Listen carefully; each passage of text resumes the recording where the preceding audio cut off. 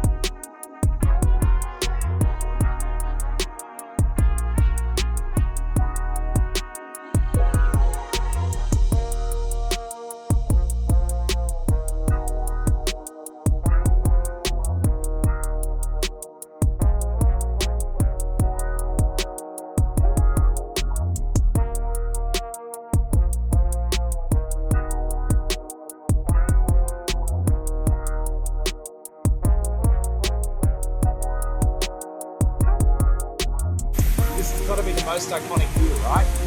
Seeing all the engine stuff going past, getting all the spray out of the water jets, it's pretty cool.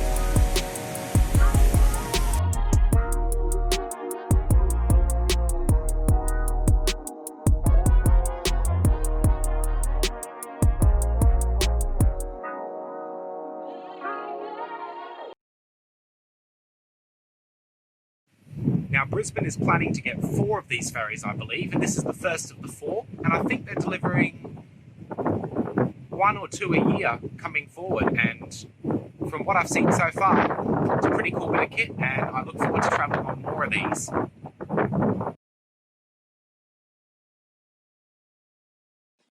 The upper deck is particularly pleasant on a sunny morning like today, and there's space for 16 passengers to enjoy the nice views. And if it's rainy or cold, the large windows provide a great view from the inside. Compared to previous generations of CityCat, these are far more accessible and have more wheelchair seating, an accessible toilet and bike racks, which are great for inclusive travel and active transport. We're now heading past North Quay, which is one of the new stops, which is characteristic of the design that they commissioned after the 2011 floods, as a necessary step to ensure that our ferry terminals survive flooding and severe weather events far better than they have in the past. And I think it's going to work nicely.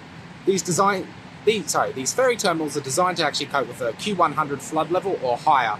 So it means that they are much more resilient to floods, which is a very good thing. Key sites to keep a lookout for are the Botanic Gardens, South Bank, and of course the variety of bridges that cross the river.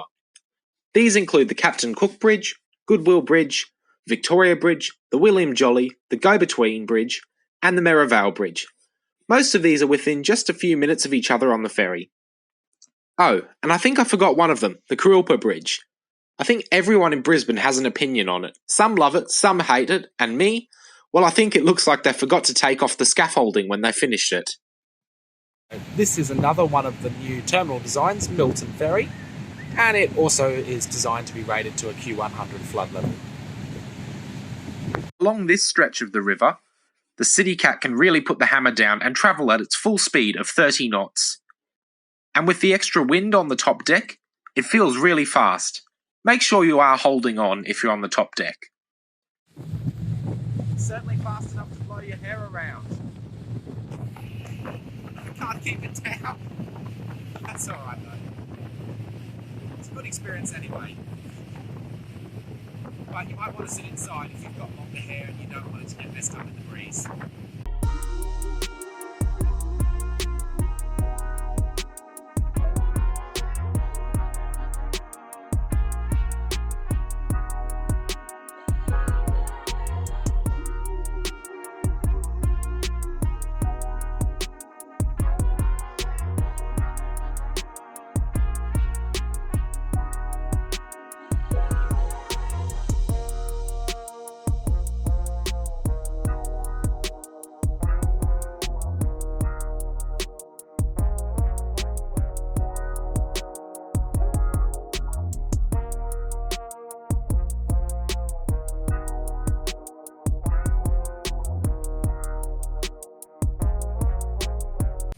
And this is Guyette Park, another brand new terminal, and I think it looks great.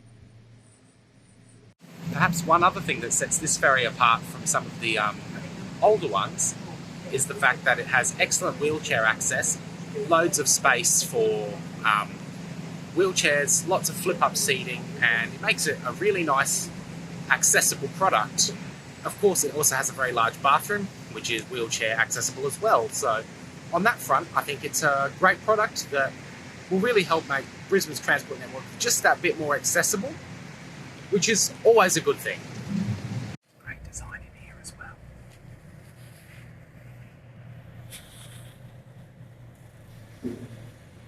It's nice and modern, and I really like the finishings. It's easy to navigate. There's loads of seating available too. And there goes the ferry off to Hamilton. And shortly we'll see the lovely new ferry Yoogera that I was on departing to.